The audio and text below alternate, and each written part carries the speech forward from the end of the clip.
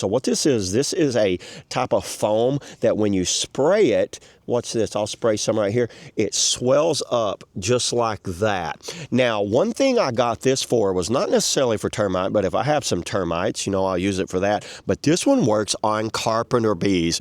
And if you guys don't know what carpenter bees are, it's a bee that we have a lot of problems with these. And if you've got kind of some bare wood, it'll drill a hole into it. It pretty much grinds a little hole, it crawls in there, then it lays eggs, and it puts pollen in there, and then it goes off and does its thing. And then the next breed will come along and do the same. They'll reuse the same hole over and over. They'll eventually make that hole just get deeper and deeper.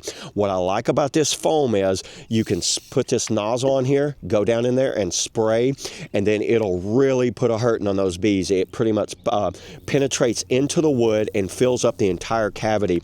This uses a pyrethrin type insecticide that really knocks down carpenter bees extremely well. I used it on a bunch of little holes, and I came back maybe 5 minutes later, I found dead carpenter bees. Pretty much the ones that weren't eliminated, they were definitely in bad shape. Also, another use for this is if you got a problem with carpenter ants. Say you've got, usually around door sills, you'll see some carpenter ants. Just drill a little hole, stick that hose in there, squirt it in there, and it'll fill up that void. Because it's a foaming feature, it'll fill up that void and it'll knock out any type of carpenter ants or drywood, dampwood, subterranean termites. It'll knock those things out too. And I've been really impressed with this Spectracide termite foam here, and I recommend it. So yeah, there it is, everybody. That's all I got on the Spectracide termite killing foam. See y'all in the next video.